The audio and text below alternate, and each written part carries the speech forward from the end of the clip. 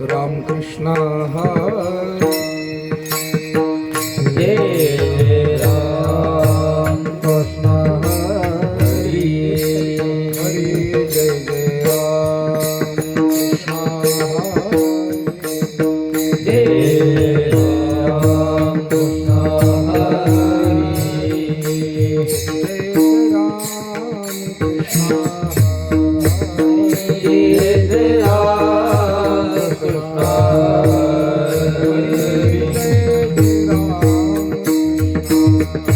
हरी जय राम कृष्ण हरी जय राम कृष्ण हरी जय राम कृष्ण हरी हरी जय राम कृष्ण हरी हरी जय राम कृष्ण हरी हरी जय राम कृष्ण हरी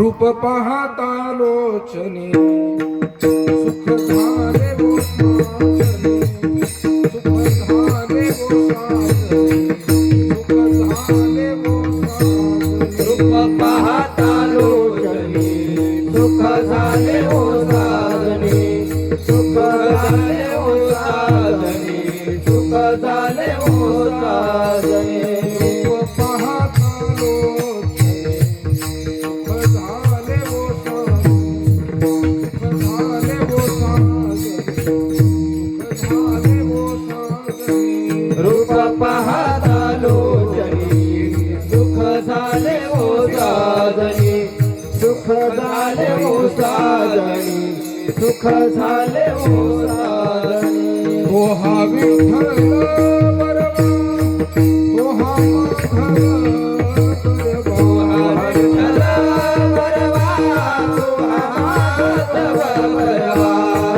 हा विठ्ठल बरवा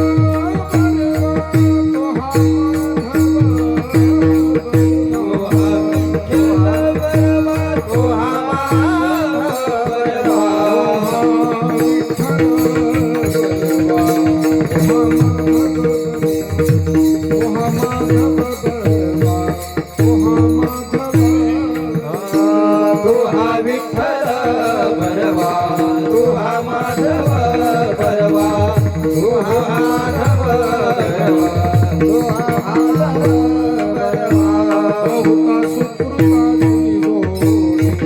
म्हणून विठ्ठली म्हणून विठ्ठली म्हणून विठ्ठली बहुत सुकृताची जोडी म्हणून विठ्ठली आवडी म्हणून विठ्ठली आवडी म्हणून विठ्ठली आवडी ओ हा विठ्ठल बरवा तू हा विठ्ठल बरवा तू हा माधव बरवा ओ हा तू हा विठ्ठल बरवा तू हा माधव बरवा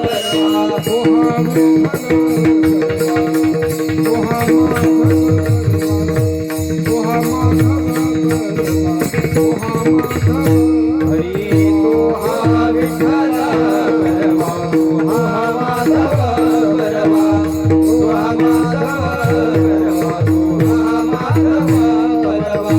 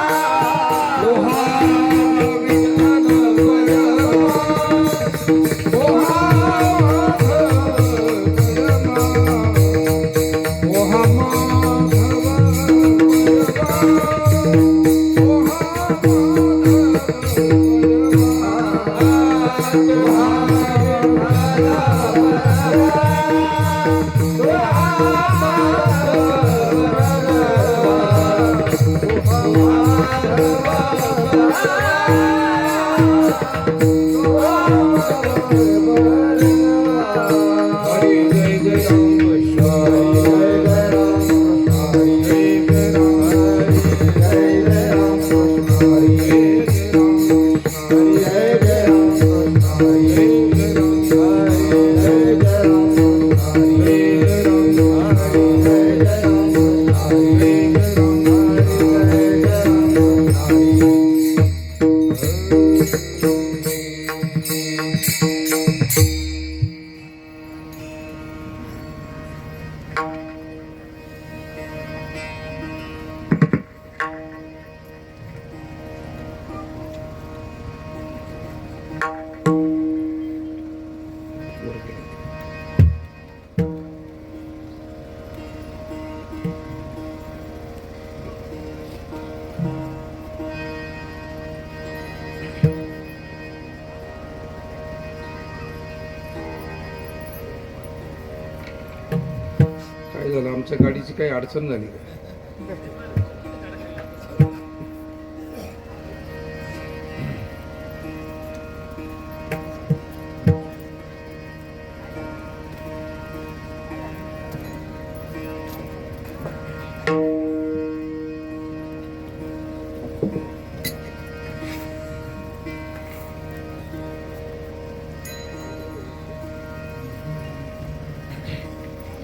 काय वानू आता न पुरे ही वाणी वाणू आता न पुरे ही वाणी काय वानू आता न पुरे ही वाणी वाणू आता न पुरे ही वाणी मस्तक चरणी ठेवीत मस्तकधरणी ठेवितासे मस्तकधरणी ठेवितासे ओरीव सांडिली आपुली परिसे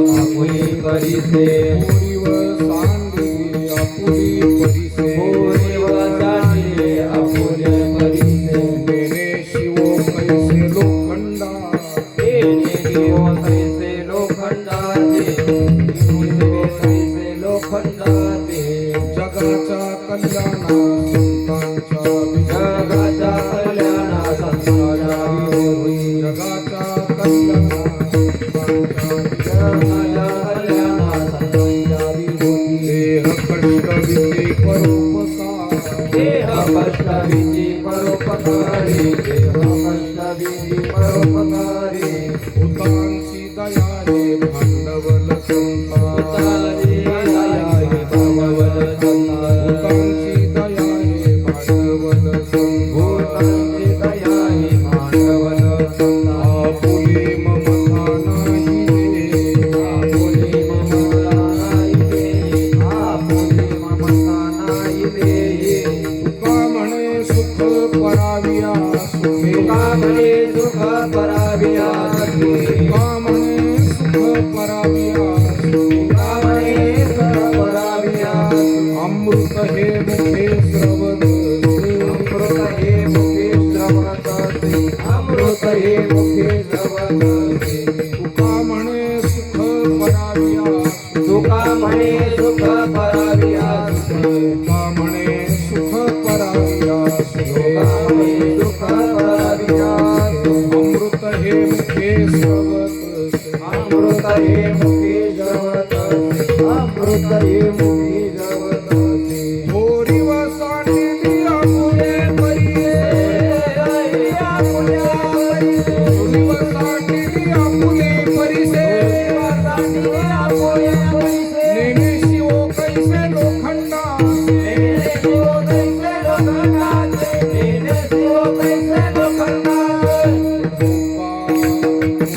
जय गोपाल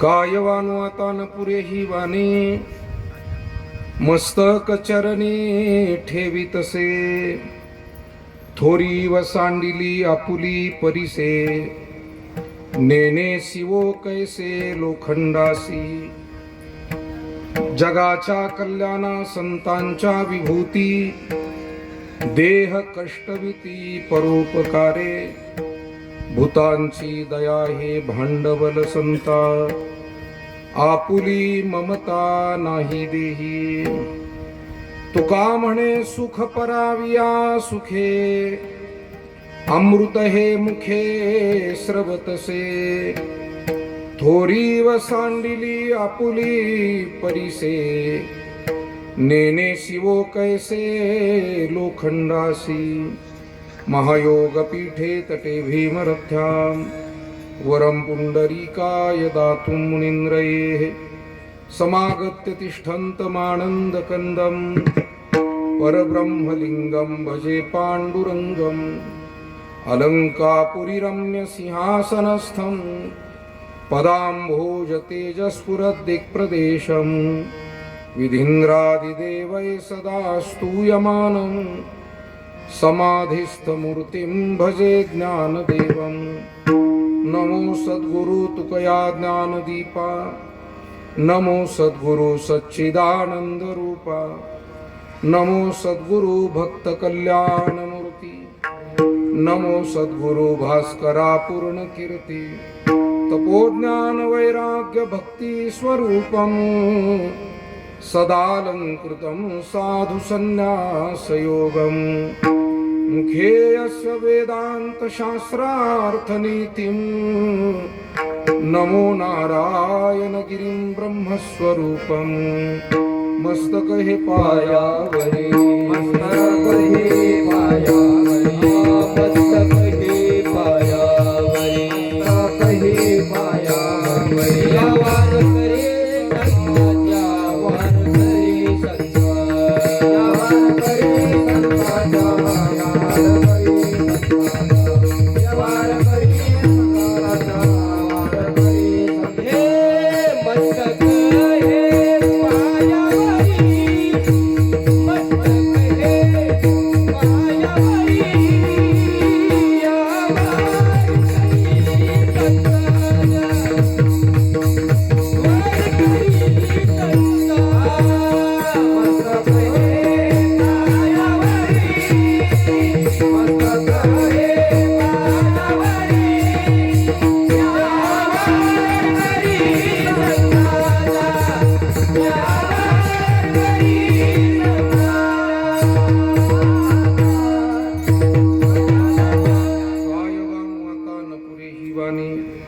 मस्तक चरणी ठेवितसे थोरी व सांडिली आपुली परिसे नेने शिवो कैसे लोखंडासी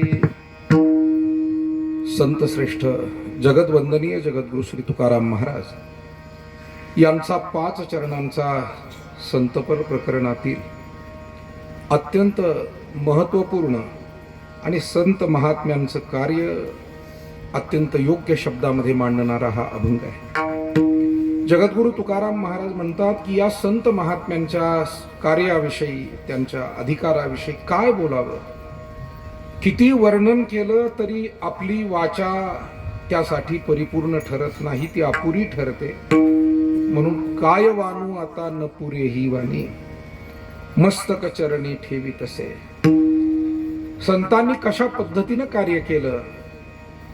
परीस जसा लोखंडाला स्पर्श करून त्याचं सोनं करतो, पण एक गोष्ट आपल्या ध्यानात येते की परीसाला लहानपण घ्यावं लागतं आणि लोखंडाला स्पर्श करावा लागतो. तसं महात्मे त्यांच्या शिवदशेतून ब्रह्मपदावरून ते या मृत्यूलोकात सामान्य जीवांमध्ये येतात.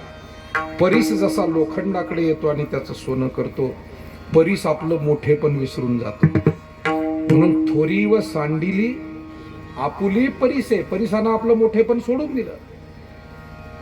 तो म्हणून म्हणला नाही की नेने शिव कैसे लोखंडासी, मी कसा बरं लोखंडाला आता शिव, असं परीस म्हणाला नाही. अगदी हीच भावना, ही तळमळ घेऊन महात्मे सत्पुरुष या भूतलावर येतात.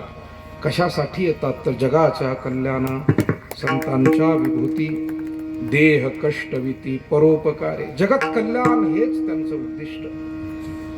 प्राणी मात्रावर, मनुष्य मात्रावर, सर्वांवर समान दया करणं हा त्यांचा व्यापक स्वभाव. भूतांची दया हे भांडवल संता, आणि स्वतःच्या देहभावाविषयी मात्र ते उदासीन राहतात.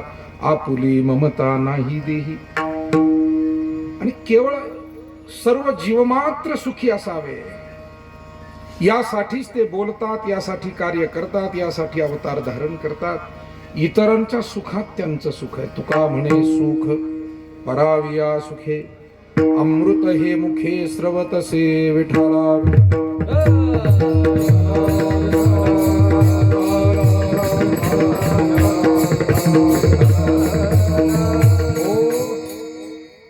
ब्रह्मलीन पूज्य सद्गुरू श्री नारायणगिरीजी महाराज यांच्या पुण्यतिथीच्या निमित्तानं भागवत पाटील परिवार, गवंडगाव, तालुका येवला, जिल्हा नाशिक या ठिकाणी वार्षिक नियमाप्रमाणे संपन्न होणारा आजचा हा सद्गुरूंचा पुण्यतिथी सोहळा. अर्थात या कार्यक्रमाचे मुख्य यजमान आणि आपले सर्वांचे स्नेही गुरुबंधू, आपल्या गवंड गावातील आणि आपल्या सगळ्या अध्यात्म परिवारातील सुद्धा एक आदरणीय व्यक्तिमत्व श्री हरिभक्तीपरायण विठ्ठलराव भागवत पाटील. त्यांची तिन्ही मुलं थोरले बाबासाहेब मधले विलास आणि धाकटे विनायक असे तिघेही मुलं, त्यांच्या दोन्ही मुली, जावई, त्यांचे व्याही, आपले सर्वांचे गुरुबंधू, परमार्थ क्षेत्रातले ज्येष्ठ मार्गदर्शक हरिभक्तीपरायण भागवताचार्य दशरथ बाबा उकिरडे, दुसरे व्याही दिलीपराव उकिरडे पाटील. या कार्यक्रमाच्या निमित्तानं आवर्जून उपस्थित आमचे ज्येष्ठ गुरुबंधू आणि आपला सर्वांना परमार्थ मार्गदर्शन करणारे संजयजी महाराज जगताप, आमचे दुसरे गुरुबंधू श्री हरिभक्तीपरायण पाठक गुरुजी, त्याचबरोबर येवला बाजार समिती मार्केट कमिटीचे सन्माननीय अध्यक्ष सभापती आदरणीय किसन काका, दुसरे अध्यात्म, व्यापार, समाजकारण या सर्व क्षेत्रामध्ये सतत मार्गदर्शन करणारे महेंद्र शेठ काले. या निमित्तानं आवर्जून उपस्थित या कार्यक्रमाला मार्गदर्शन करणारे आमचे दुसरे गुरुबंधू श्री हरिभक्तीपरायण बाळासाहेब महाराज खरात. आवर्जून या कार्यक्रमाला उपस्थित आमचे गुरुबंधू आदरणीय लक्ष्मणजी महाराज लगड, आदरणीय हरिभक्तीपरायण दुसरे गुरुबंधू रंजक बाबा डोंगरगावकर. आता खरं म्हणजे प्रत्येकाचं नाव घेता येईल इतकी तोलामोलाची सगळी मंडळी आहे. आमचे सद्गुरू नारायणगिरीजी महाराजांच्या सेवेतच अत्यंत जिव्हाळ्याची सेवा देणारे साहेबरावांना पोळ, शंकरपूर, तालुका गंगापूर.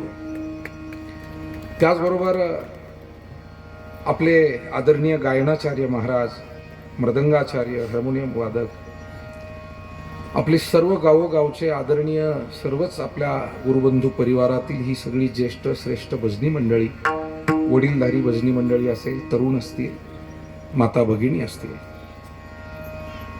समोर बसलेले कापूस वाडगाव सद्गुरू गंगागिरीजी महाराजांचं जन्मगाव, मातोश्रींची पुण्यतिथी जिथे होते असे सद्गुरू नारायणगिरीजी महाराजांचे शिष्य, जुने जाणते परमार्थ सेवक, बरे का, जुने मृदंग वादक, जुने गायनाचार्य बाळासाहेब पाटील निगळ कापूस वाडगावकर, सुभाषराव पाटील गवांदे भालगावकर, आदरणीय जाधव पाटील डवाळेकर. आता किती सगळी इतकी पाहुणे मंडळी आहे की नुसती पाहुण्यांचाच जरी उल्लेख करायचा ठरवला तरी अर्ध कीर्तन होईल. इतके सगळे आपण गावोगावचे, गवंडगाव येथील सगळे ग्रामस्थ मंडळी, गवंडगावची भजनी मंडळी, त्याचबरोबर गावातली सगळी ज्येष्ठ मंडळी. आता इथे दगुनाना बसले, इथे वडाळकर तात्या उभे आहेत, अनेक जुनी जाणती सगळी सहकारी स्नेही संजू भाऊ आणि नव्या पिढीतील सगळी मंडळी आहे. तर आपल्या सर्वांच्या उपस्थितीमध्ये हा कार्यक्रम दरवर्षी संपन्न होतो. खरं म्हणजे विठ्ठलरावजी भागवत पाटील आणि त्यांच्या परिवाराला आपण सगळेच धन्यवाद देतोच, पण किती धन्यवाद दिले तरी पुन्हा तेच शब्द लागू होतात. काय वानू आता न पुरेही वाणी. कारण असं आहे मायबाप हो की आपण एखादी सेवा कधी करतो, कधी आपण ती विसरून जातो. माणसाला धावपळीमध्ये, धकाधकीच्या जीवनामध्ये विसरही पडतो. पिढी बदलली, कधी कधी पिढीचे विचार बदलतात. परंतु विठ्ठलराव भागवत पाटील आपले जय हरी महाराज हे असे भाग्यवान आहे की त्यांना जेवढी श्रद्धा आहे त्यांच्या पुढे श्रद्धा मुलं, सुना, मुली, व्याही, जावई यांनाही तितकी श्रद्धा आहे महाराजांवर. आणि त्याच्यामुळे विठ्ठलराव आणि बाईसाहेब हे दोघं तर महाराजांच्या सेवेतच समर्पित जीवन जगले. त्यांनी कधी प्रपंचाचा फारसा विचार कधी केलाच नाही. महाराजांना दररोज डबा घेऊन येणारा असा फक्कड शिष्य महाराजांच्या चरित्रात फार दुर्मिळ आहे, दुर्लभ आहे. आम्हाला दोनच माणसं रोज डबा आणणारे आठवतात. एक फकीराबाद वाडीचे थोरात माळी बाबा, मारुत्यांना बरोबर आहे ना, दगू बाबा थोरात माळी, आणि दुसरे विठ्ठलराव भागवत पाटील. या इथे सगळे गुरुबंधू आहेत, त्यांना विचार दोनच माणसं रोज डबा, खाऊ न खाऊ, ते कुठं कीर्तनाला जाऊ, काय सेवा विठाला.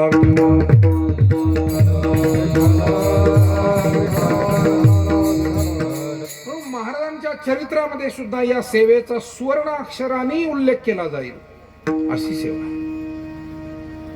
आणि काय संत महात्मे कृपा करतात. इथे सगळे बसलेले आपण त्याचे अनुभवी आहोत ना. त्यांनी नुसता कृपा कटाक्ष टाकला, कृपा कटाक्ष निहाळिले, आपुले पदी बैसविले. बाप रखुमा देववरू विठ्ठले, भक्ता दिधले वरदान. कृपा कटाक्ष नुसता टाकला. महाराज कधी कधी हात जोडून असे बसलेले असायचे. पुण्यतिथीची गर्दी, सप्ताहाची गर्दी, आणि आलेल्या प्रत्येक माणसाकडे ते पाहायचे. बरं, त्यांना माहिती होतं सगळ्यांशी बोलणं होईल ना होईल, पण निदान त्या आलेल्या माणसाला डोळे भरून पाहावं, ती कृपा त्याच्यावर करावी. आणि 100, 200, 500 किलोमीटर वरून धावपळ करीत आलेला परिवार, आलेली माणसं धन्य होऊन जायची. धन्य झालो आता याशी संदेह नाही, अशी भावना त्यांच्या मनामध्ये निर्माण व्हायची. कारण शक्ती, सामर्थ्य आणि त्या साधुत्वाची जी काही कृपा भावना आहे ती त्या दृष्टीतून आपल्यापर्यंत पोहोचत होती. जसं कासवीचे बाळ वाढे कृपादृष्टी. जेव्हा कृपादृष्टीचा विषय निघतो तेव्हा वारकरी संप्रदायामध्ये कासवीचं उदाहरण दिलं जातं. ती कासवी व्याली की तिला दूध नसतं. निसर्गामध्ये काही गोष्टी वेगवेगळ्या प्राणी, पशु, पक्षी त्यांना वेगवेगळ्या दिल्या निसर्गात. कासवीला दूधच नाही. पण दुधाशिवाय बाळाचं पोषण कसं होईल? मग पोषणासाठी काय शक्ती दिली कासवीला? फक्त ती त्या बाळाच्या डोळ्यामध्ये असं कृपा दृष्टीनं पाहते, प्रेम भावनेनं, वात्सल्य भावनेनं पाहते, आणि ते बाळ धष्टपुष्ट होऊ लागतं. त्या बाळाचं पोषण होऊ लागतं. महात्मे सुद्धा त्यांचा दृष्टी शक्तिपात, स्पर्श शक्तिपात, शब्द शक्तिपात हे सगळं आपण महाराजांच्याच मुखातून श्रवण केलेलं आहे. शब्दानं बोलून आशीर्वाद देणं, मार्गदर्शन करणं, अनुग्रह देणं, याला म्हणावं शब्द शक्तिपात. मस्तकावरती हात ठेवून स्पर्शाच्या द्वारा आशीर्वाद देणं, अनुग्रह देणं, हा स्पर्श शक्तिपात. आणि नुसत्या दृष्टीनं देखील शक्तिपात करणं. म्हणून विठ्ठलराव जसे भाग्यवान आहे, इथे बसलेले सर्वच लहान थोर भाग्यवान आहे. भाग्य कशासाठी मायबाप हो? जसं 700 वर्षापूर्वी ज्या भाग्यवानांनी माऊली ज्ञानोबारायांचं दर्शन घेतलं, त्यांना पाहिलं आणि कदाचित काही सेवा घडली, भाग्यवान होते ते. माऊलींना पाहिलं. कुणी नामदेव महाराजांना, कुणी गोरोबा काकांना, कुणी सावता महाराजांना, कुणी सेना महाराजांना, नरहरी महाराजांना, चोखामेळ्यांना, श्री गुरु निवृत्तीनाथ महाराज, सोपान काका, मुक्ताई, जनाई, शांतीब्रह्म एकनाथ महाराज, जगद्गुरु तुकाराम महाराज, निळोबाराय, संताजी महाराज, जगनाडे, किती नावं सांगता येते. किंवा जसं सद्गुरु गंगागिरीजी महाराजांना कोणी पाहिलं, सद्गुरु जोग महाराजांना कोणी पाहिलं, भाग्यवान आहे सगळे. तसंच मायबाप हो, आपण इथे बसलेले तुमच्या माझ्यासारखे सगळे सामान्य भाविक वारकरी आहोत आपण. पण आपण सद्गुरु नारायणगिरीजी महाराजांना पाहिलं, दर्शन केलं, भाग्यवान आहोत. भाग्यवान. याच्यापेक्षा तुका म्हणे भाग्य या नावे म्हणजे संसारी जन्म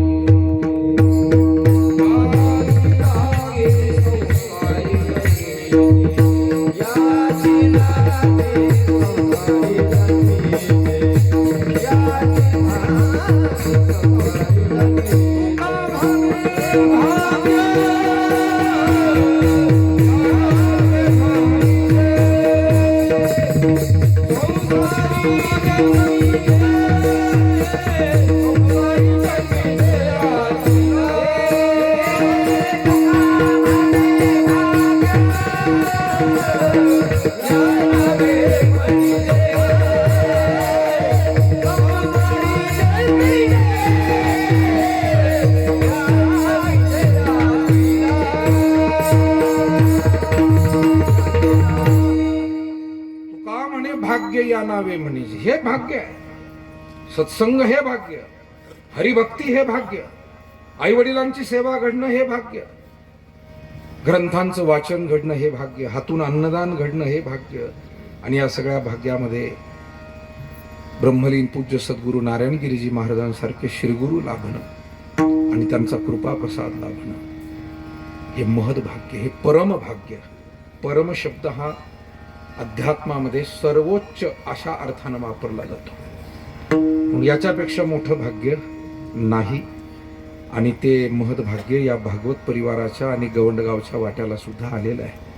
गवंडगावचे ग्रामस्थ काय, आमचे विठ्ठलराव भागवत काय, ही सगळी मंडळी भाग्यवान आहे. महाराजांचं सतत प्रेम, आशीर्वाद, त्यांचं श्रवण कीर्तन या भूमीमध्ये घडलं. या मंडळींनी सतत सेवा केली. इथे बसलेल्या सगळेच गावकरी आपले, पंचकृषीतून आलेले, आपला येवला तालुका असेल, वैजापूर तालुका असेल, कोपरगाव तालुका असेल, गंगापूर तालुका असेल, सगळ्या भागातून जेवढे वारकरी आलेत, आपण भाग्यवान आहोत. आणि विठ्ठलरावजी भागवत यांनी ही कृतज्ञता सतत मनामध्ये जपलेली आहे, त्यांच्या परिवाराने जपलेली. विठ्ठलरावजी आणि आमच्या बाई, त्यांची मुलं आणि सगळा परिवार. आणि ती सतत सेवा स्मरण राहावं म्हणून फक्त पुण्यतिथी नाही, त्यांनी एक सुंदर मंदिर उभारलं आणि त्या ठिकाणी महाराजांची मूर्ती सुद्धा अतिशय हुबेहूब गुरुवर्य महाराज या ठिकाणी आले. कारण ते येतच होते पूर्वी. आणि त्यामुळे मूर्ती रूपानं, मूर्ती नाहीच आहे, महाराज इथे आलेले आहे, ते विराजमान झालेले आहे. देव बैसले सिंहासनी, आल्या याचका होय धनी किंवा पुरे धनी. आणि म्हणून महाराजांची पुण्यतिथी आपल्या सगळ्यांना माहिती आहे. फाल्गुन वद्य अष्टमी ही महाराजांची पुण्यतिथी आहे. म्हणजे नाथ षष्टीचा काला आणि महाराजांची पुण्यतिथी एका दिवशी येते. पण एकाच दिवशी सगळीकडे कार्यक्रम जर असतील तर ते कोणालाच कोणाकडे जाणं येणं शक्य होत नाही. आणि म्हणून आपल्या भागामध्ये आपापल्या परीनं माणसं त्या 8-15 दिवसामध्ये सोयीनुसार पुण्यतिथी साजरी करून भजन कीर्तन केलं जातं. आणि तोच नियम भागवत पाटील परिवाराने या जपलेला आहे. महाराजांची पुण्यतिथी झाली की त्या पुढच्या 8-15 दिवसामध्ये ते आपल्या सगळ्यांना बोलावतात आणि भजन कीर्तन अन्नदान अतिशय मनोभावे. म्हणजे मला असं वाटतं या परिवारासाठी आजचा दिवस म्हणजे सगळ्यात मोठा सण बरं का? आणि आपल्यासाठी सुद्धा. मग या कार्यक्रमाचा जेवढा आनंद आमच्या बाईंना, विठ्ठल भाऊंना किंवा सगळ्या परिवाराला असतो, याच्या पुढे दिवाळीचा आनंद सुद्धा तोकडा आहे. नाहीतरी नामदेवराय म्हणाले, विठोबाचे राज्य आम्हा नित्य दिवाळी, विष्णुदास नामा जीवे भावे ओवाळी. विठोबाचं राज्य आणि त्याची भक्ती ही आमच्यासाठी दिवाळी आहे. बाकीच्या लोकांना दिवाळी वर्षातून एकदा. पण जो हरिभक्ती करतो, जो आपल्यासारखा काहीतरी पुण्यकर्म सत्कर्म करत जीवन व्यतीत करतो, त्याच्यासाठी नामदेवरायांना सांगायचंय, आपल्याला दिवाळी एक दिवस नाही, आपल्याला अखंड दिवाळी आहे. तर योगिया पाहे दिवाळी निरंतर. विठाला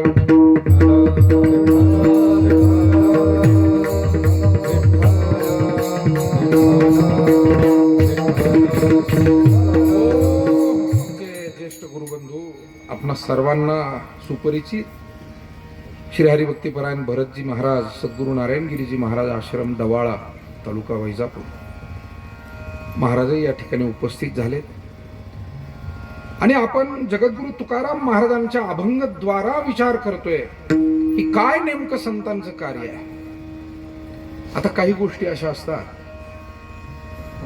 त्याचं वर्णन करूच नये, त्याविषयी फारसं बोलू नये, अशा काही गोष्टी असतात. काही गोष्टी अशा असतात त्याचं वर्णन करावं आणि ते शब्दांनी करता येणं शक्य असतं. काही गोष्टी वर्णन कराव्या अशा आहे, पण त्या शब्दात कशा व्यक्त कराव्या तिथे शब्द तोकडे पडतात, शब्द अपुरे पडतात. आता काही गोष्टी अशा आहे की त्या गोष्टीचा उहापोह करू नये. ज्ञानेश्वरीमध्ये माऊली म्हणाले, म्हणोनी वाचा जेने विसवे ते साधू कथा. वाचेला शीण होईल ती असाधू कथा. जरा स्पष्ट बोलायचं म्हणजे ती भोंदू कथा, ती साधू कथा नाही. भोंदू कथेवर किती बोलायचं, काय बोलायचं? कारण अवतीभोवती सुद्धा कधी कधी अशा अभद्र, अपवित्र आणि समाज विघातक गोष्टी घडत असतात. आणि आपल्यासारखी शहाणी सुरती माणसं त्याचा फारसा उहापोह करत नाही, सोडून देतात. पण काही गोष्टी अशा आहे की त्याविषयी बोलूच नये, त्याविषयी फारसा विचार करू नये. विचार करिता वाया जाय काळ, लटिके ते मूळ फजितीचे. महाराजांनी लिहून ठेवलं तुकोबारायांनी. ज्या गोष्टी काहीच कामाच्या नाही त्याचा विचार काय करायचा. आणि म्हणून त्याचं वर्णनही करू नये, विचारही करू नये. त्यातल्या त्यात आध्यात्मिक दृष्टीनं, वेदांताच्या दृष्टीनं बोलायचं झालं तर मर्त्य गोष्टींविषयी फारसं काही बोलू नये. परंतु त्यापेक्षा बोलण्यासारखं जे काही चांगलं आहे, काही सेवा आहे, पुण्यकर्म आहे, सत्कर्म आहे, सद्गुण आहे, याविषयी मात्र माणसानं सगुण चरित्रे परम पवित्रे सादर वर्णावी. संत वृंदे मनोभावे आधी वंदावी. पण या जगामध्ये दोन गोष्टी अशा आहे की त्याचं वर्णन तर केलंच पाहिजे, पण तरी ते शब्दांमध्ये बसत नाही. आणि ते दोन तत्व, त्या दोन गोष्टी म्हणजे एक ईश्वर आणि दुसरे संत किंवा सद्गुरू. ईश्वराचं वर्णन केलंय आजपर्यंत, वेदांनी केलं, 6 आस्तिक शास्त्र आहे, शास्त्रांनी केलं, 18 पुराणांनी गायलं. चौवेदी जाण साईशास्त्री कारण आणि 18ही पुराण हरीची गाती. गातायत हरीला सगळे. अनेक श्रीमद भागवत, रामायण, महाभारत, श्रीमद भगवत गीता आदी ग्रंथामध्ये ही वर्णन केलं गेलं. विठाला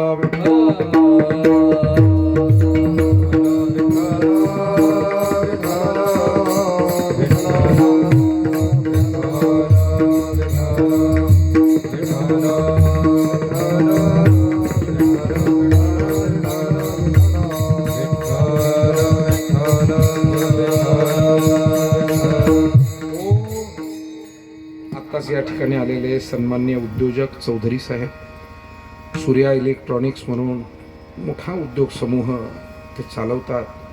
हजारो जणांना रोजगार देतात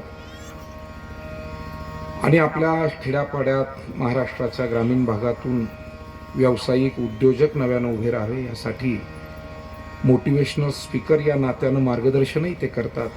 कारण शेवटी मार्गदर्शनाचा अधिकार कुणाला असतो? आधी केले मग सांगितले असं आपल्याकडे म्हटलं जातं. ते स्वतः एक यशस्वी उद्योजक म्हणून उभे आहेत आणि विनायक भाऊंसारख्या नव्यानं उद्योगामध्ये पुढे येणाऱ्या सगळ्या तरुण पिढीला ते चांगलं हजारो तरुणांना मार्गदर्शन करतायत. कीर्तनाच्या शेवटी याही ठिकाणी ते मार्गदर्शन करणार आहेत. त्यांचं आगमन झालंय, त्यांचंही स्वागत करतो.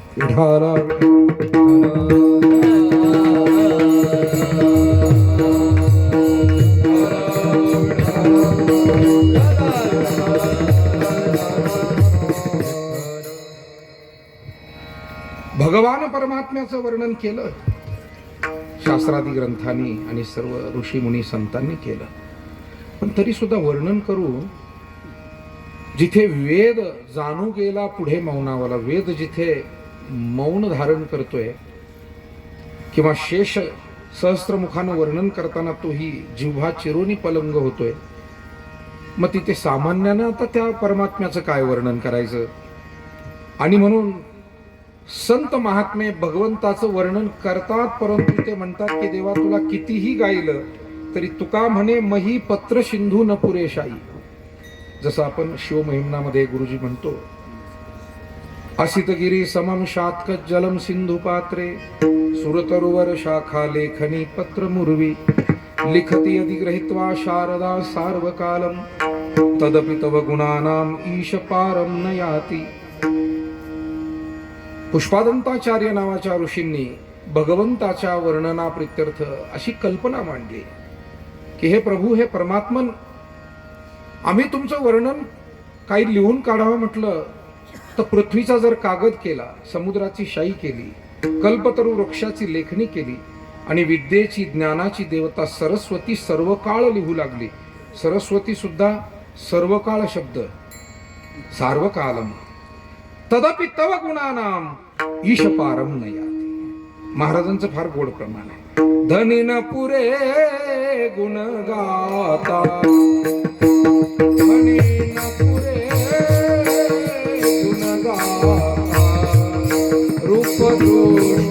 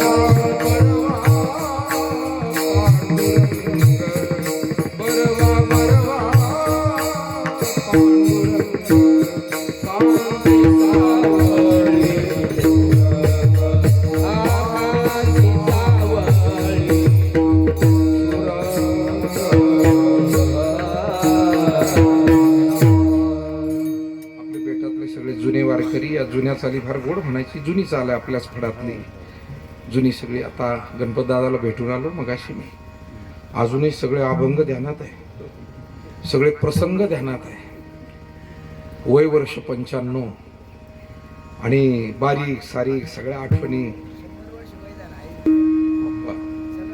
जुनी माणसं आहे, जुनी पिढी आहे. विठाला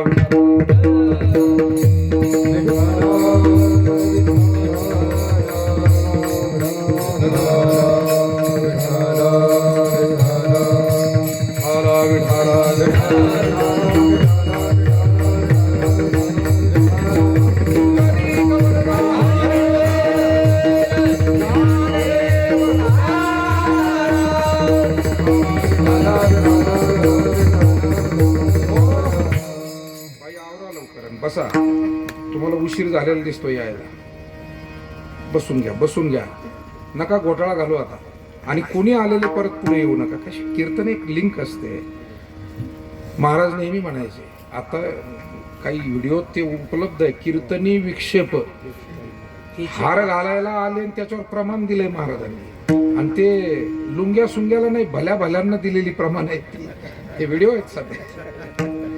भले भले हार घाल, महाराज म्हणले नका हो हार घालू.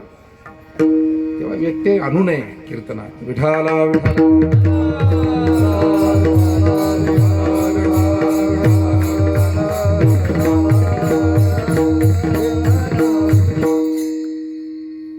जुन्या चाली धनी नपुरे गुण गाता.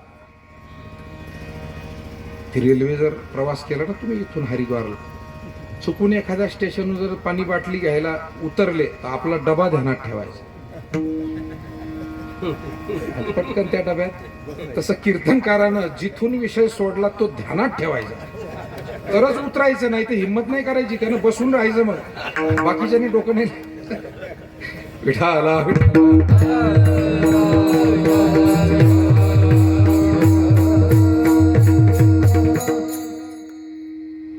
परमात्म्याचं गुण वर्णन करावं, पण ते वर्णन होत नाही, कारण तो अवर्णनीय अनिर्वचनीय असा आहे. तुकोबारा एका अभंगामध्ये म्हणालेले आहे की देवा, तुम्हाला काही उपमा द्यायची म्हटलं किंवा काही वर्णन करायचं म्हटलं तरी ते शक्य नाही आहे. अनुपम्य हा महिमा. हा महिमा देवा तुमचा कसा आहे? अनुपमेय, म्हणजे उपमा देता येत नाही, आणि उपमेशिवाय तर वर्णन होत नाही. शास्त्र काय आहे? उपमा दिल्याशिवाय काय आहे? वर्णन होत नाही. आणि म्हणून आता त्या आणखी त्या विषयाकडे जात नाही. उपमा देऊन वगैरे उदाहरणं देऊन सांगत नाही, विषय लांबत जाईल. परंतु भगवान परमात्म्याचं वर्णन सुद्धा शास्त्राला करता आलं नाही. तुका म्हणे मही पत्र सिंधू न पुरेशाई, आणि तसंच संतांच्याही बाबतीत आहे. का बरं असं आहे? त्याचा सोपा सिद्धांत आहे, देवते संत निमित्त त्या प्रतिमा. देव आणि संत हे आपल्या भागवत धर्मामध्ये, हिंदू धर्मामध्ये, आपल्या वारकरी पंथामध्ये आणि अनेक ग्रंथांमध्ये हे दोन्ही समान आहे असं सांगितलं. गुरुर ब्रह्मा गुरुर विष्णू गुरुर्देवो महेश्वरः गुरु साक्षात परब्रह्म तस्मै श्री गुरवे नमः. गुरु हेच ब्रह्मदेव आहे. ब्रह्मदेव जन्म देतात ना या जगाला, गुरु सुद्धा एक नवा जन्म देतात ना, नवा जन्म देतात. आणि म्हणून गुरुवर्य नारायणगिरीजी महाराज सुद्धा जादू टोना करीत नव्हते. जादू होती त्यांची, पण त्यांच्या पाहण्यात, शब्दात आणि सहवासातच जादू होती. अनेक वाममार्गी सन्मार्गी झाले हो. अनेक लोक जे वाम मार्गाला गेलेले. वैजापूरचं उदाहरण आहे आपल्या डुकरे तात्याचं, भरत महाराज, संजय महाराज. ते स्वतः तात्या सांगायचे आपल्याला. ते म्हणायचे मी टिपाडानं दारू पिलो. बरं चौधरी साहेब, आपल्या ग्रामीण भागात अशी खरं बोलणारी माणसं असतात काही. आणि वकील होते, ज्येष्ठ वकील होते. पण ते महाराजांच्या सहवासात आले. नंतर मुलं बाळही करती झाली. त्यांनी थोडी सेवा थांबवली आणि नंतर महाराजांच्या कीर्तनाला येऊ लागले, भजनाला येऊ लागले. त्यांना तो सहवास आवडू लागला. जसं उन्हातून आलेल्याला सावलीचं महत्त्व कळतं, तसं त्या सहवासानं ते शांत झाले. आणि मग पुढे पुढे ते सतत जेव्हा यायला लागले, महाराजांनी त्यांना विनेकरी केलं, देऊन टाकला विना गळ्यात.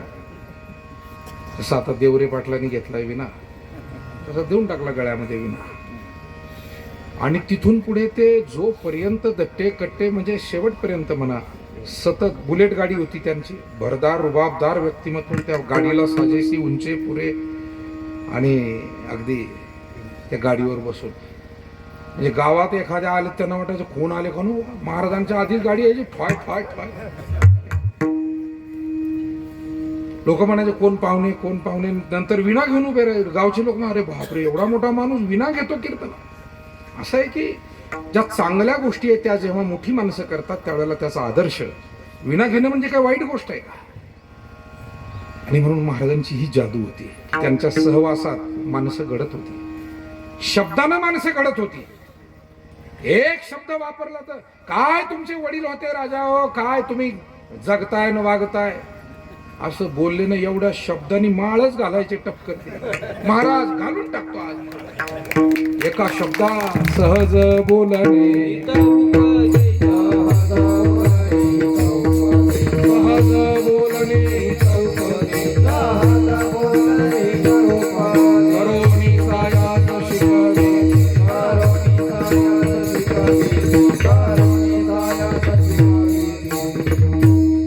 सहज बोलत होते.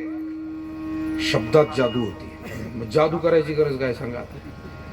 ज्यांच्या सहवासात जादू आहे, ज्यांच्या शब्दात जादू आहे, ज्यांच्या स्पर्शात जादू आहे. हो, स्पर्शात. अनेक महात्मे या भूतलावर असे झाले की पिसाळलेले मदमस्त झालेले हत्ती सुद्धा त्यांनी शांत केले. पण मला वाटतं मदमस्त झालेला हत्ती शांत करणं सोपं आहे, पण माणसं शांत करणं लय अवघड आहे गुरुजी. हे तुम्ही मान्य कराल. आणि महाराजांनी, गुरुवर्य नारायणगिरीजी महाराजांनी असे असंख्य परिवार, असे हजारो परिवार आणि लाखो लोक सन्मार्गाला. आणि मी नेहमी नम्रपणाने म्हणतो, या मंडपात जे तुम्ही सगळे बंधू भगिनी मायबाप बसलेला आहात, ही आमची पुण्याई नाही, ही सद्गुरू नारायणगिरीजी महाराजांची पुण्य आहे. त्यांचा प्रभाव आहे.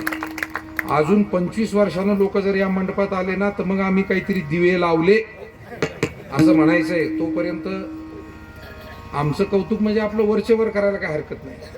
चला बाबा आले तर आपलं चला, जय हरी रामकृष्ण हरी, ठीक आहे. पण अजून 25 वर्षानं जर या मंडपात लोक बसले, ही तर सगळी आपल्या या वाडवडील संतांचीच पुण्य आहे. अजून आपण शिळच खातोय.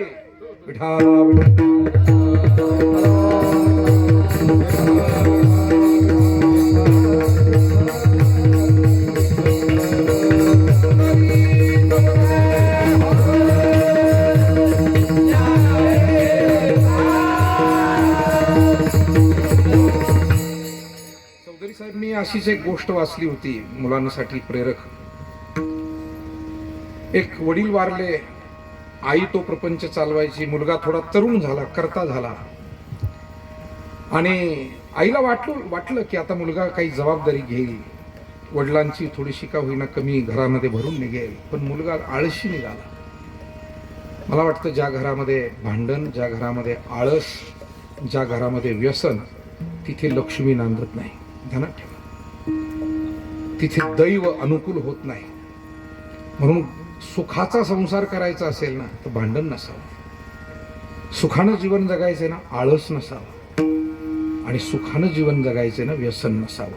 आणि या 3 गोष्टीपासून जे परिवार बाजूला आहेत त्यांनी स्वतःला धन्य समजायचं. खरंच धन्य आहे, खरंच धन्य आहे. देव तिथे, अशा घरात देव जाण्याची इच्छा करतो. रिद्धी सिद्धी द्वारे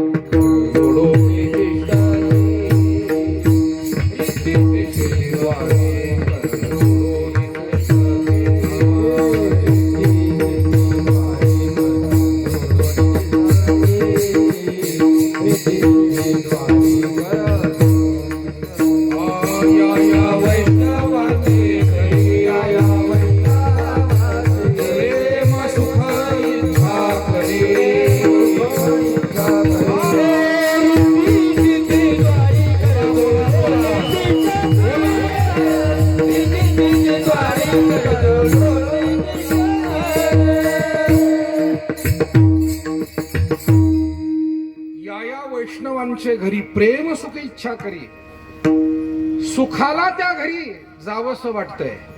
ही आपली पूर्वजांची घरं होती. आणि आता आपण घरात टीव्ही लावून देतो, मालिका लावतो, या सुखांनो या. कशाला मरायला येतील ते सुद्धा. एक नाही एकात बाप नाही लेखात आपण म्हणतो या सुखांनो या. कशी ते सुख मागावं लागत नाही, ते कमवावं लागतं. पैसा जसा कमवावा लागतो ना, तसं सुख सुद्धा. आणि सुख हे सद्गुणांनी, सुस्वभावाने, सत्संगतीने, सत्कर्माने कमावता येतं. आणि म्हणून वडील वारले, मुलगा तर काही करत नाही, आळशी. शेवटी आई कदरली. आणि ती रोज त्याला जेवण वाढताना काय म्हणायची, ही घे शिळी भाकर. शिळं म्हणलो मी, शिळं मगाशी, त्याच्यावर उदाहरण सांगायचंय मला. शिळी भाकर, ही घे शिळी भाजी. ते पोरगं म्हणायचं, आईला काय आता काय डोक्यावर परिणाम झाला वयामानाने, भाजी तर गरम गरम वाढती, चपाती सुद्धा गरम वाढती मला, आणि तरी आई काय म्हणते, ही घी शिळी भाकरी, ही घी शिळी भाजी. एक दिवस तो कदरून आईला म्हणतो, आई तुला काय काय झालं, काय डोक्यावर तुझ्या परिणाम झाला? अगं गरम जेवण वाढते ना तुम्हाला, आणि तरी म्हणते की हे घे शिळी भाकरी, ही शिळी भाजी.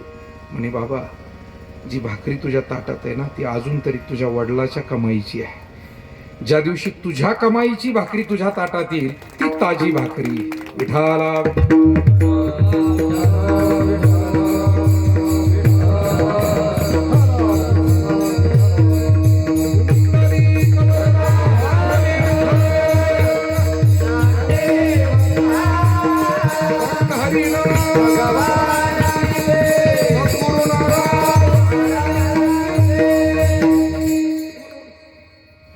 संत महात्म्यांनी जे कार्य केलं, ब्रह्मलीन पूज्य सद्गुरु नारायणगिरीजी महाराजांसारख्या संतांनी, ते अनिर्वचनीय आहे. कारण या भूलोकामध्ये ते स्वतःचा काही हेतू साध्य करण्यासाठी येतच नाही. जीव येतो मागील कर्म भोगण्यासाठी, देव येतो धर्म संस्थापना, दुष्टांचा संहार, सज्जनांचं संरक्षण करण्यासाठी, आणि साधू येतात येथे उपकारासाठी. आले घर जा वैकुंठ उपकारासाठी.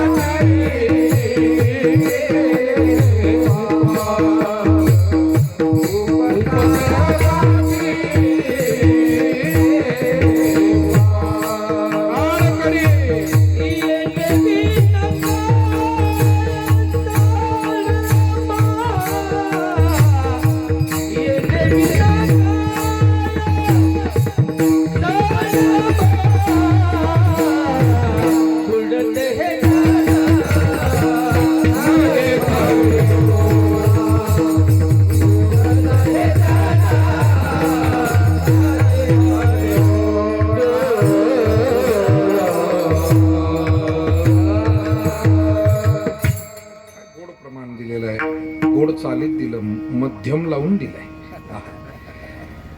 सांगण्याचा अर्थ इतकाच आहे, उपकारासाठी केले हे उपाय, येणे विन काय चाड आम्हा. हे उपकारासाठी महाराज म्हणतात आम्हाला ही खटपट आहे. गुरुवर्य नारायणगिरीजी महाराजांना सुद्धा ही खटपट कशासाठी?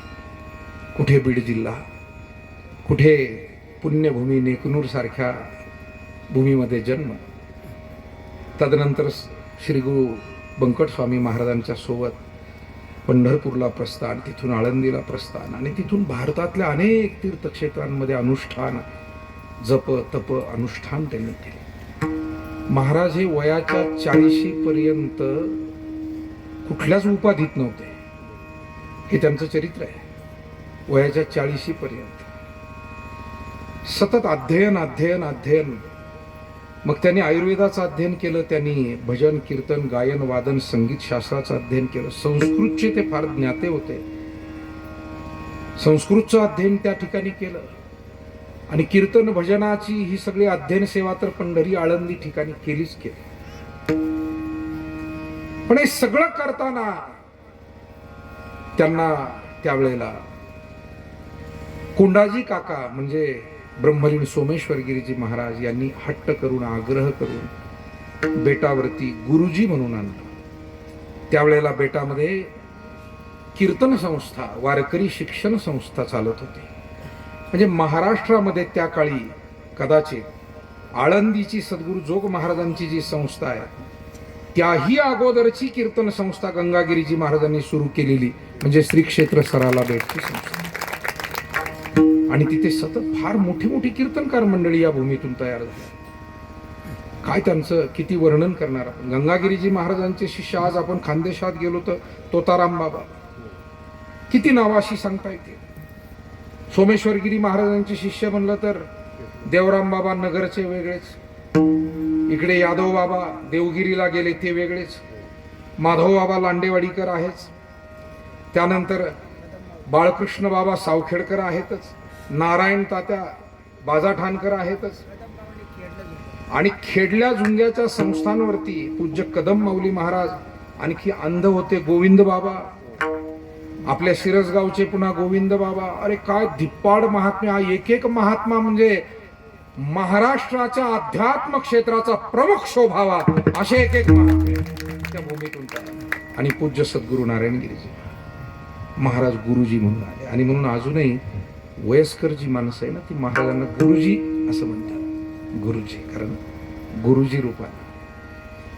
आणि इथे आल्यानंतर त्यांनी सतत जे परिश्रम घेतले, खेडे पाडे, कधी बैलगाडीत जायचं, कधी पायी प्रवास करायचा. मला आत्ता वारले जोगेश्वरी आखाडा तालुका राहुरी या ठिकाणचे नारायण नाना डवले म्हणून होते. वयवर्ष 97 होतं त्यांचं, आत्ता वारले तेव्हा. तर मी भेटायला गेलो त्यांना, सतत जायचो, कारण जुने फार चांगले भजनी, चांगले पखवाजे होते. बाळकृष्ण बाबांचे शिष्य होते, बेटावर नेहमी यायचे. ते म्हणाले आम्ही सायकल घेतल्या सायकल मार्टमधून आणि 5-7 पोरं असे बेटावर निघालो. ही गोष्ट त्यांनी सांगितली साधारणपणे 55-56च्या आसपासची, 1955-56चा काळ. स्वातंत्र्य मिळून नुकताच सुरुवात झालेला भारताचा लोकशाहीचा काळ. म्हणलं आम्ही निघालो सायकल मार्टमधून सायकली घ्याव्या. सायकल सुद्धा लोकांकडे नसायची, नवीनच सायकली आल्या होत्या. मग हाऊस चला बेटावर जाऊ, निघालो. ते सायकल मार्टच्या सायकलला कॅरियर नसायचं चौधरी साहेब पूर्वीच्या, कारण ते सायकल मार्टवाल्याला वाटायचं कॅरियर दिलं की हे डबल बसतील ना आपल्या सायकलवर बोजा वाढल तेव्हा. पण लोकांनाही हुशार नाही, कॅरियर तर नळीवर. असा तो काळ होता ना. असं काय करतात, आता मला आठवतं गवंडगावला आम्ही सायकलवरच यायचो सगळे त्या काळाबद्दल. महाराज म्हणजे अरे पुण्यतिथी आली पोराव, जरा सरपण मिळतं का, जा बरं जा, गवंडगाव, सुरेगाव, देवठाण, फुलेगाव, जा जा जा जा जाऊन या. पुढं न्यारखेडा या जाऊन, वाघाळ सगळी प्रेमाची गावं महाराजांची. आणि सायकल, ते नारायण नाना आणि त्यांचे मित्र सायकलवर. आणि महाराज कुठून वारी करून आले, रेल्वेनं उतरले बेलापूर स्टेशन, म्हणजे आजचं श्रीरामपूर. तेव्हा ते श्रीरामपूर शहरही नुकतंच उभं राहत होते. आणि उतरल्यानंतर ते पायी चालले होते. खैरी निमगावजवळ भेट झाली. नारायणगिरीजी महाराज हे कुठून पायी निघालेले होते, बेलापूर स्टेशनवरून. ह्या जुन्या गोष्टी आहे. पायी चाललेले, या पोरांनी पाहिलं, अरे गुरुजी दिसतात, गुरुजी दिसतात. कीर्तन तर ऐकलेलीच होती, सगळे भजनीच होते हे तरुण त्यावेळेचे. या बस. आणि मग थांबले, दर्शन केलं. गुरुजी तुम्ही पायी पायी. अरे काय पोराव, आता काही साधन नाही, चाललो पायी पायी. गुरुजी आम्ही चाललोय सायकलवर, आमच्याबरोबर येता का, चला ना. नारायण नाना सांगायचे माझ्या सायकलवर महाराज हे पुढे बसून मी त्यांना बेटात घेऊन गेलो होतो. हाही काळ. आणि नंतर वाणी साहेबांचे चिरंजीव इथं आलेले आहेत, वाणी साहेबांसारख्यांनी त्यांना हेलिकॉप्टरमध्येही बसवलं. तो काळ पुन्हा विठाला.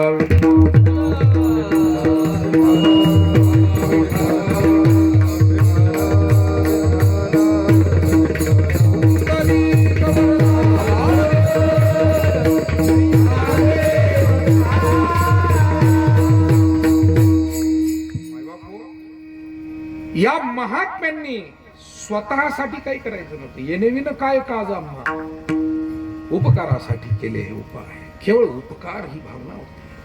मग या भावनेनं समर्पित होऊन जगासाठी ज्यांनी काय कार्य केलं, ज्यांचं ज्ञान आगाध होतं, ज्यांची सेवा हिमालया एवढी होती, आणि ज्यांचं अंतकरण सुद्धा समुद्रा एवढं व्यापक होतं.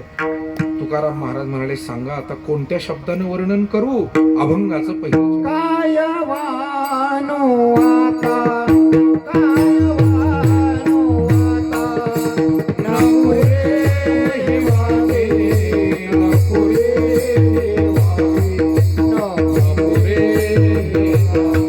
काय वानो आता, काय वानो आता, नको रे हिमावे, नको रे हिमावे.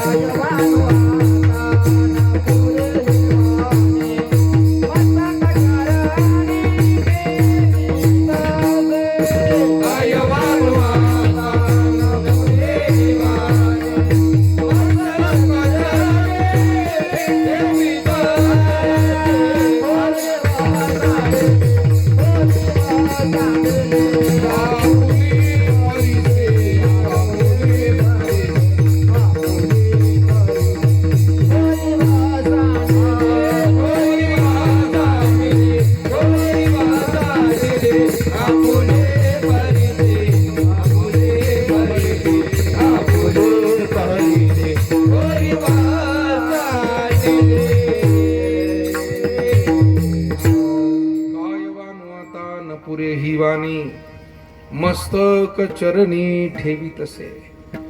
माऊली ज्ञानोबारायांनी श्रीगुरूंविषयी वर्णन करता करता आपल्या भावना प्रगट केल्या. ज्ञानेश्वरीमध्ये ते म्हणतात का 15.5 या रजतवनी तैशी स्तुतीची ही बोलणी, उगियाची माथा ठेवीजे चरणी हेची भले. सोन्याला मुलामा जसा द्यावा, सोन्याला मुलाम्याची गरज आहे का? जो धातू सामान्य आहे त्याला सोन्याचा मुलामा देतात, पण सोन्याला अन्य मुलामा देण्याची आवश्यकता नाही, जे मूळ सोनं आहे. तसं सज्जन साधू महात्मे जे या भूतलावर अवतीर्ण होतात, त्यांचं काय वर्णन करून आपण त्यांना मोठं करणार? उलट त्यांचं वर्णन करून पुण्यवंत व्हावे घेता सज्जनांची नाव. आपल्यालाच काही प्रेरणा मिळतात, काही पुण्य मिळतं, काही आशीर्वाद त्यातून मिळतात. बाकी साधूंचं वर्णन केल्यानं त्यांना काही नको आहे आपल्याकडं. महाराज नेहमी म्हणे, एकदा असंच एका कार्यक्रमाला चालले, गाडीत 4-2 विद्यार्थी. एकानं सांगितलं, महाराज आमक्या ठिकाणी ती मंडळी हार घेऊन उभी आहे, थोडं 2 मिनिटं. अरे नको राजा, हार तुरे सगळं घालून झालं बाबा, काय करायचंय आपल्याला आता? भजन कीर्तन सेवा, आणि त्यात तो टाइम इकडे निघून जातो. हार नको, तुरे नको. साधूंना काय अपेक्षा आपल्या कोणत्या गोष्टीची, ना आपण काय देऊ शकतो की ते प्रसन्न होतील, तेवढी ताकद आपली नाही आहे. साधूंना प्रसन्न वाटावं असं काही देणं, एवढं काही सामर्थ्य आपल्याकडे नाही, एवढा अधिकार नाही. आणि म्हणून काय वानू आता न पुरे ही वाणी, मस्तक चरणी जसं श्री संताची माथा चरणावरी साष्टांग हे. इथे तसंच म्हणतात, मस्तक चरणी ठेवी तसे. या महात्म्यांनी काय केलं? जे स्वतः ब्रह्मपदावर गेलेले, निळा म्हणे ब्रह्मेशान पावोनी लाविले निशान. जगामध्ये पदांची चर्चा नेहमीच होते, आणि पदाचं एक आकर्षणही जगामध्ये नेहमीच असतं. असावं, शेवटी त्या पदाला न्याय जर नाही दिला आपण तिथे काम करून, तर ती पद तरी काय कामाची राहते. म्हणून दिलाच पाहिजे, त्या पदावर गेलं पाहिजे. फक्त हव्यास नको, आपण काम समाधान वृत्तीनं करावं. अनेक माणसं आजही समाजकारणामध्ये समाधान वृत्तीने काम करतात, पद लालसा. पण सर्वोच्च पद कोणतं? तुम्ही म्हणाल इंद्रपद. नाही नाही, तुका म्हणे जाती पुण्यक्षय अधोगती. इंद्रालाही आपलं पद कधीतरी सोडावं लागतं, पुण्य संपलं. ब्रह्मपद नाही नाही. कैसे थोरिवेचे मान पाहे पा, जो सृष्टी बीजाचा साठोपा, तोही पुनरावृत्तीची या मापाशी गजाहला. ब्रह्मपद नाही, इंद्रपद नाही, मग एकच पद आहे, आणि ते म्हणजे ईश्वर पद.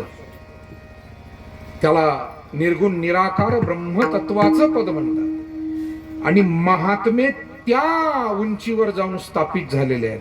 देव पहावया गेलो, तेथे देवची होणे ठेवलो. हे देव स्वरूप असलेले महात्मे आहेत. पण या देव स्वरूप महात्म्यांनी सामान्य जीवांसाठी सामान्यपण पत्करलं, या भूतलावर आले आणि सामान्याच्या सेवेमध्ये स्वतःला वाहून घेतलं.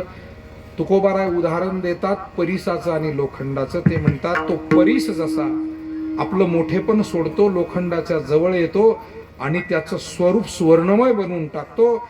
यासाठी परिसाला आपलं मोठेपण बाजूला ठेवावं लागतं. अभंगाचं दुसरं चरण. थोरी व सांडिले आपुले परिसे, थोरी व सांडिले आपुले परिसे, थोरी व सांडिले आपुले परिसे, थोरी व सांडिले आपुले परिसे, थोरी व सांडिले आपुले परिसे,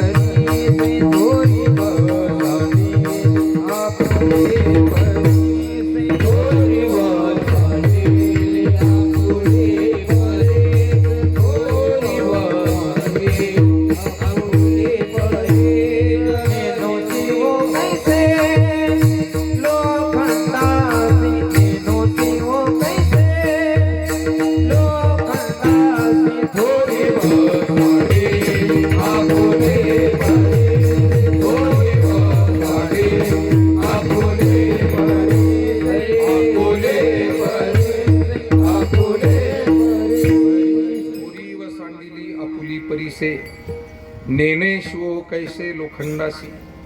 दोन्ही चरणाच्या अतिशय गोड वारकरी चाली झालेल्या आहे. पहिलं चरण, दुसरं चरण टाळ्या वाजून अभिनंदन करा. कारण आपल्याला आपला जो पारंपरिक जो गोडवा आहे तोही जपता आला. नव्यातलं जे चांगलं आहे ते स्वीकारावं आणि जुन्यातलं जे श्रेष्ठ आहे त्याचा विसर पडू देऊ नये. हीच तर आपली खरी सेवा आहे. आणि मग थोरी व सांडिली आपुली परिसे नेने शिवो कैसे लोखंडासी. असं म्हणणारा नाही परीस की मी कसा काय शिवू त्या लोखंडाला. नाही, त्याला माहिती आहे माझ्या तिथे जाण्याने जर त्याच्यामध्ये आमूलाग्र बदल होतोय तर मी गेलं पाहिजे. आणि म्हणून समाजाचं हे भाग्य असतं की समाजाच्या उच्च स्तरावरची माणसं जेव्हा सामान्यामध्ये येऊन काहीतरी बदल घडवू पाहतात तर ते एक पुण्य परोपकाराचं मोठं श्रेष्ठतम कार्य असतं. आणि त्याची सुरुवात या भारतभूमीमध्ये ऋषीमुनी आणि संतांनी करून दिलेली आहे. कारण पूर्वीच्या काळी ज्या ज्या क्षेत्रातला जो जो जाणता त्याला ऋषीच म्हणायचे. आज आपण त्या क्षेत्रातला त्याला PhD धारक म्हणतो, त्याला नावं बदललेली आहे, बाकी काम तेच आहे. आज शास्त्रज्ञ म्हणतो त्यावेळेला आम्ही ऋषी म्हणत होतो. आणि म्हणून या सगळ्या मोठ्या माणसांनी सामान्य काम करण्यासाठी आपलं मोठेपण, तसं माऊली ज्ञानेश्वर महाराज, जगद्गुरु तुकाराम महाराजांनी ईश्वर लोकातून येऊन या भूलोकात कार्य केलं. तसंच सद्गुरु नारायणगिरीजी महाराजांनी सुद्धा, अहो ते ईश्वर लोकातले होते. हे पहा महेंद्र शेठ, आपण जर निघालो कार्यक्रमानंतर आपण काय म्हणतो, मी आता घरी निघालो, मला जायचंय, मला काय थांबू नका, आता मी घरी, मी अंदरसुल्ला चाललो. वैजापूरचे म्हणतील आम्ही वैजापूरला. याच्यावरून आपल्याला काय अंदाज येतो, आम्ही आता घरी निघालो वैजापूरला, म्हणजे ते कुठले आहेत, वैजापूरचे. आम्ही अंदरसुल्ला चाललो म्हणजे ते कुठले आहेत. महाराज काय म्हणायचे, अतिशय योग्य सांगितलं. महाराज नेहमी म्हणायचे आम्ही वैकुंठाच्या अर्ध्या रस्त्यावर गेलो. याचा अर्थ काय आहे, याचा अर्थ ते मूळचेच वैकुंठातले आहे. आम्ही वैकुंठवासी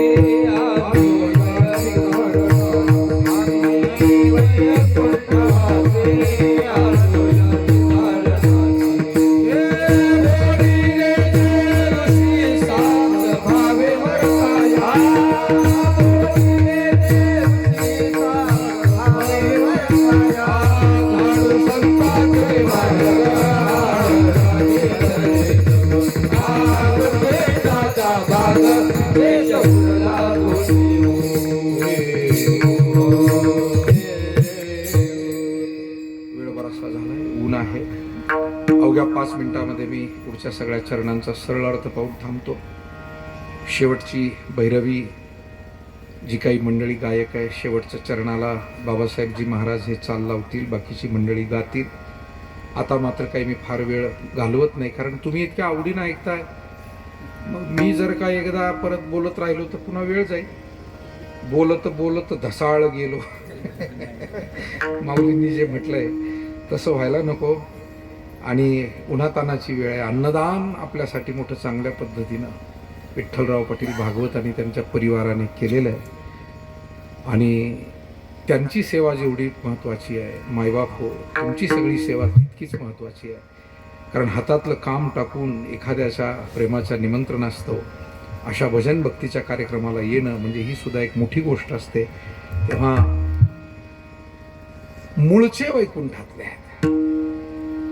नेवाशावरून जर आलो तर आम्ही काय म्हणतो, आम्हाला नेवाशाला जायचं. महाराज नेहमीच म्हणायचे, अहो आम्ही वैकुंठाच्या अर्ध्या रस्त्यावर गेलो, कशाची तारीख आणि कशाचं काय डोंबलं, कोणाची घ्या तिकडं तारीख असं म्हणायचे. आम्हाला वेळ नाही राजा. याचा अर्थ ते वैकुंठातले होते, ते मूळचे देवस्वरूप होते. उघडे परब्रह्म सद्गुरूची मूर्ती, पुरविती आरती शिष्याची. सद्गुरू म्हणजे साक्षात परब्रह्म आहे. गुरु हा संत कुळी, गुरु हा संत कुळी, गुरु हा प्राण विसावा,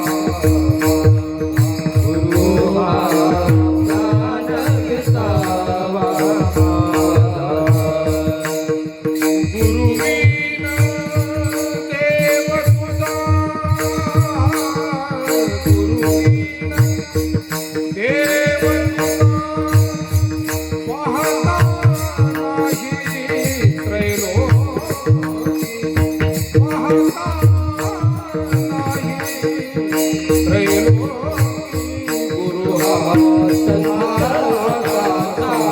गुरु हा सुखाचा गुरु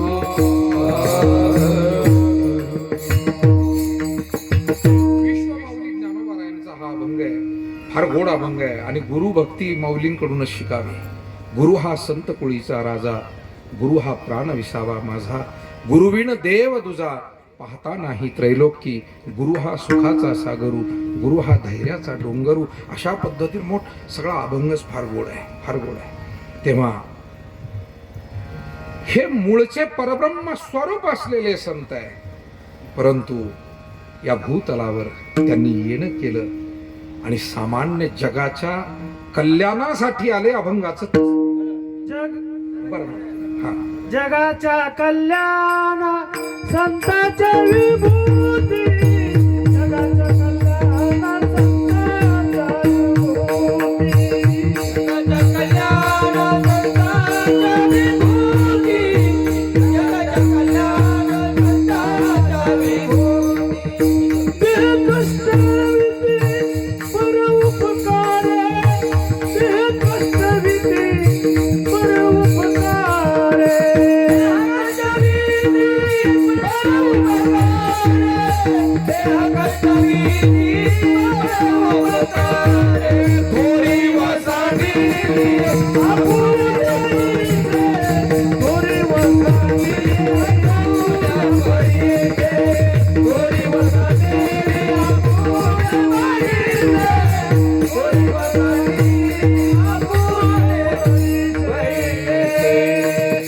जगाच्या कल्याणा संतांच्या विभूती, देह कष्टविती परोपकारे. गुरुवर्य महाराजांनी सुद्धा आपलं जीवन, आपला देह आपल्यासाठी झिजवला आणि म्हणून आज आपल्याकडे लाखो लाखो हा समाज महाराजांच्या त्या परिश्रमामुळे सन्मार्गावर आहे.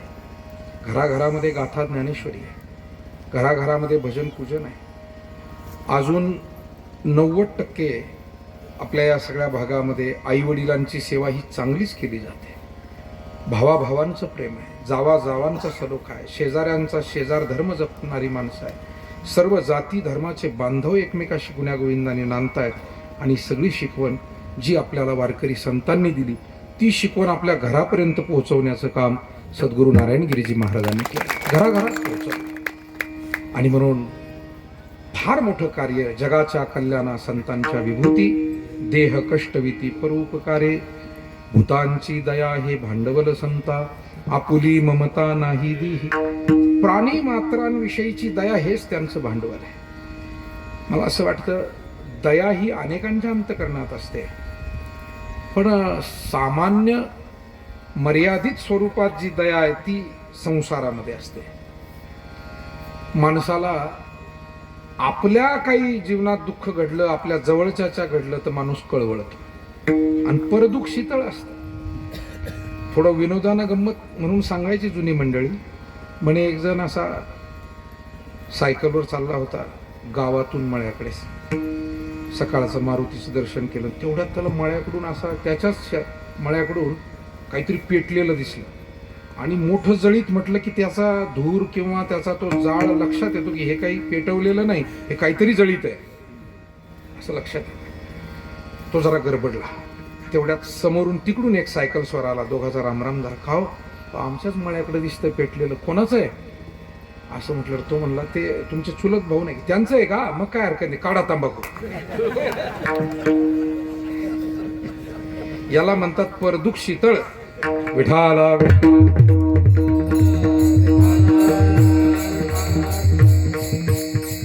त्याला जर म्हणलं तुझा पेटला मग बाबू मग बॉम्बलायला सुरू करतो. आणि म्हणून आपल्याजवळ दया असते, पण आपली दया ही अशी सोयी नसते.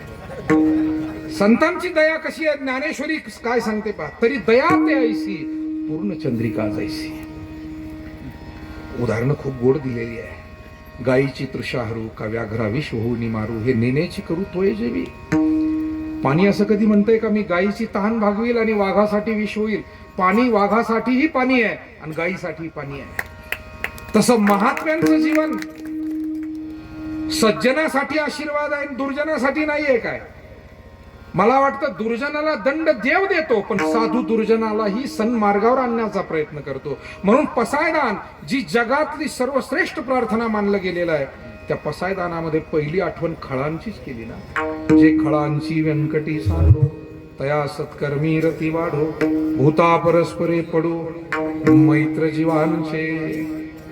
तसं महाराजांनी सुद्धा त्यांच्या जीवनामध्ये खट नट सगळ्यांना अंगीकारून सगळ्यांचा उद्धार कसा होईल, सन्मार्ग कसा सापडेल, हा प्रयत्न आयुष्यभरामध्ये त्यांनी सातत्यानं केला. त्यांनी कधी महाराजांचं सर्वात मोठं वैशिष्ट्य, महाराजांच्या जवळ कधी परिस्थितीचा आणि जातीचा भेद नव्हता. त्यांचा सहवास करणाऱ्या सर्वांना विचारा, ते कधी जातीयवाचक विषयावर कधी बोलले का? आठवतच नाही. आज पराकोटीची ताटातूट आणि फटाफूट समाजांची होऊ पाहते. आणि याला जर का आपल्याला थांबवायचं असेल तर आपल्या सद्गुरूंचे आणि संतांचे विचार घेऊन सर्वांना आपलं मानून आपल्याला पुढे जावं लागेल. तर हा देश टिकेल, ही संस्कृती टिकेल. आपण एकमेकांपासून असे जर विभक्त होत गेलो तर मग इंग्रजांनी त्या काळी जे इथे केलं, संस्थानिक जे होते 500च्या वर, त्यांना एकमेकापासून तोडलं. फोडा आणि राज्य करा. तर आज पुन्हा हा देश आणि संस्कृती धोक्यात आहे जर का आपण एकमेकांपासून दूर गेलो. आणि हा वारकरी पंथ आम्हाला एकत्र आणतो. पंढरी आणि विठोबाची भक्ती आम्हाला एकत्र आणते. सगळे स्रोत तिथे एक होतात. अवघा रंग एक झाला. विठाला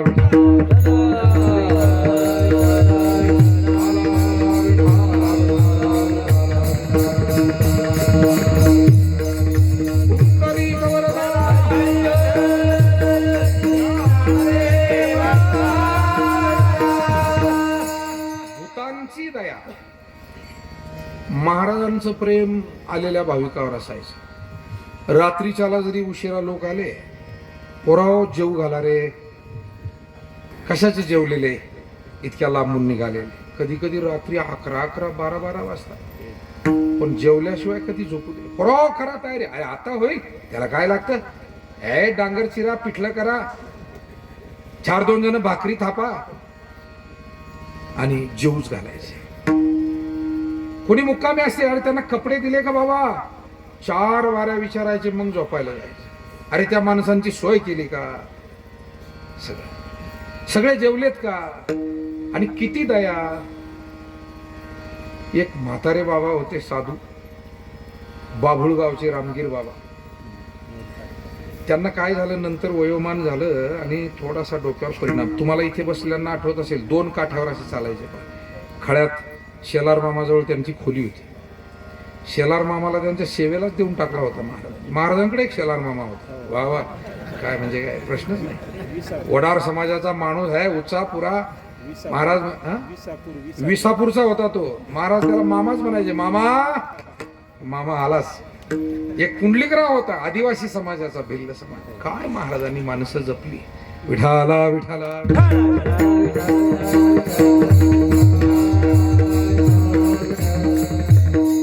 जनावर सांभाळायचा. सकाळीच पहिलं दूध घेऊन ती तवलीन, त्याचं झाकण आणि ते बरोबर अगदी. महाराजांनी रतनलाल म्हणायचं का की तो हजर तिकडे. तेवढ्यात मग एखादा पोरगा यायचा का चहा करून द्यायचा. असं ते सगळं. तर त्या शेलार मामाची सेवा आणि ते रामगीर बाबा असे 2 काठावर. डोक्यावर इतका नंतर परिणाम झाला, तो माणूस शिव्याच द्यायचा. बऱ्याच वेळेला शिव्या द्यायचा. महाराजांकडे जरी आला तरी ते मोगमच द्यायचं. आपलं कोणाला देत होता असं काही नाही, पण असं माणसानं आयुष्यभर द्वेष मत्सर केला ना, त्याच्या मरतेवेळी ओव्या नाही तोंडात येत, शिव्याच तोंडात येतात. त्या असं ते काठीवर यायचं, शिव्याच देत हिंडायचं. महाराज म्हणायचे, अरे म्हाताऱ्याला जेवू नाही घातलं का तुम्ही. बरं कोणीच सांभाळ नाही तिकडे, गावचे लोक. बरं त्याला कोणी नव्हतं. महाराज म्हणजे चला बेटात घेऊन चाल. आता आमचे भरत महाराज वगैरे सगळी मंडळी ज्येष्ठ आमच्यापेक्षा, त्यांनी सांगितलं महाराज हिले त्रास देईल म्हातारा. अरे देऊ दे बाबा, पण त्याला कोण सांभाळील आता तिथं. देऊ दे, आता आपण नाही पाहिजे तर कोणी, आपलाच वारकरी आहे. घेऊन आले महाराज. शिव्या द्यायचा. महाराज त्याला सफरचंद द्यायचे. डोळ्यांनी पाहिलं आम्ही जाणून द्यायला असायचं. तो शिव्या द्यायचा आणि महाराज त्याला काय करायचे, सफरचंद द्यायचे, बिस्किटचे पुडे द्यायचे. बघ अजून काही लागतं का बघ, त्याला काही समाधान का नाही, अजून काय देऊ. मग थकायचं आणि मग जायचं. याला दया म्हणतात. याला दया म्हणतात. हे बरं, हे सगळं वाचलेलं नाहीये. हे सगळे बसलेले आमचे लक्ष्मण महाराज बसलेत, हे सगळे, हे मारुती अण्णा इकडं, हे तर ज्येष्ठ आहेत आमचे. हे भरत महाराज हे जिबड्याचे ड्रायव्हर आहे, ते टांग्याचे ड्रायव्हर आहे महाराजांचे, सिनियर आहेत. विठाला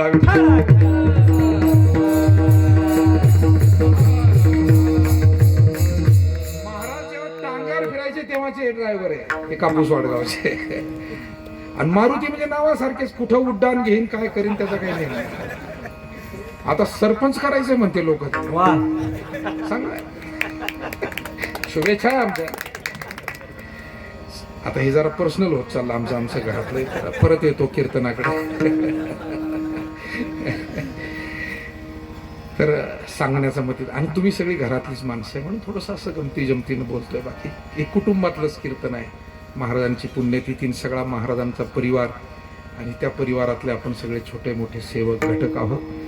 मुद्दा इतकाच आहे, महाराजांनी रात्री जर आले कधी कधी 11-12 वाजता, अरे त्या मांजराला दूध भाकरी टाकली का, मन्या मन्या मन्या मन्या ये.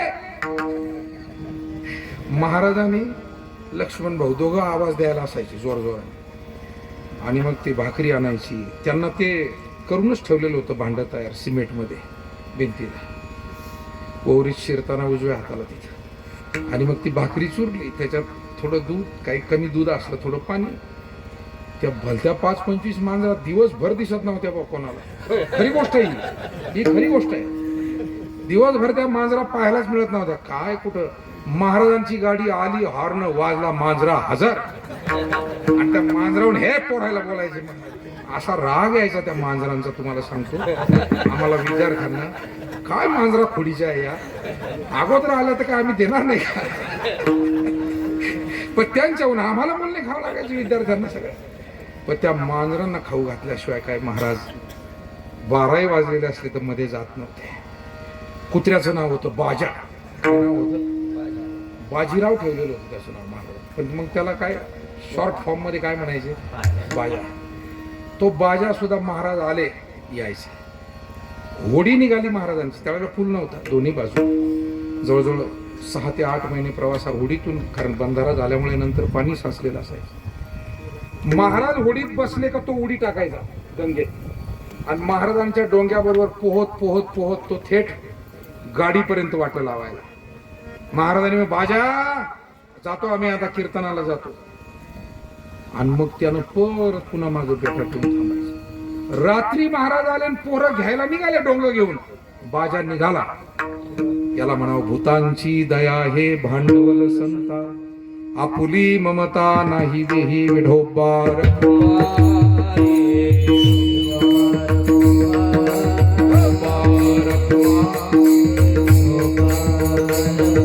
ज्ञानेश्वर